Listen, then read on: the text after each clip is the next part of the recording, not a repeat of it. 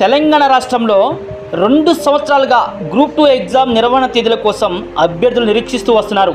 సంవత్సరాల కొద్దీ జరిగే ఈ వాయిదా వలన నష్టం తప్ప లాభం లేదని అభ్యర్థులు వాపోతున్నారు.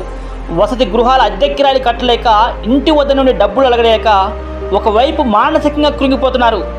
ఎగ్జామ్ రాస్తే జాబ్ వస్తే జాయిన్ అవ్వచ్చు, లేదంటే ఏదైనా పని చూసుకొని జీవితం నడపొచ్చని ఏజ్ బార్ అవుతున్న అభ్యర్థులు వాపోతున్నారు. ఏజ్ లేకపోవడం వల్ల మరొక నోటిఫికేషన్కి అవకాశం లేదేమో, అవకాశం రాదేమో అని బాధపడుతున్నారు.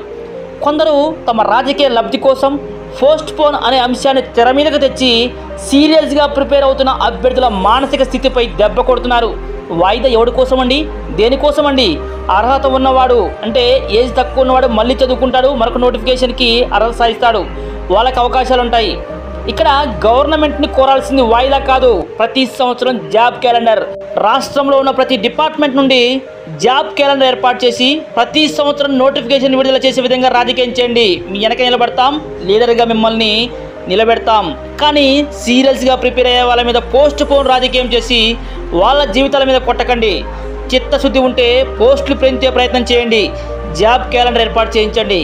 అంతేకాని అనవసరంగా పోస్ట్ పోన్ చేయించండి, అది చేయండి, ఇది చేయండి అని చెప్పి సమయాన్ని వృధా చేసి చదివేటువంటి అభ్యర్థులు మాత్రం ఇబ్బంది పెట్టదని చెప్పేసి అభ్యర్థులు వాపోతున్నారు. ఇది ఏ ఒక్కరిని ఉద్దేశించి చేసింది కాదు, కుటుంబాలను వదిలేసి ఒక పూట తిని ఒక పూట పస్తులుండి చదువుతున్న ఒక సగటు సామాన్యుని గ్రూప్ 2 అభ్యర్థి ఆవేదన మాత్రమే.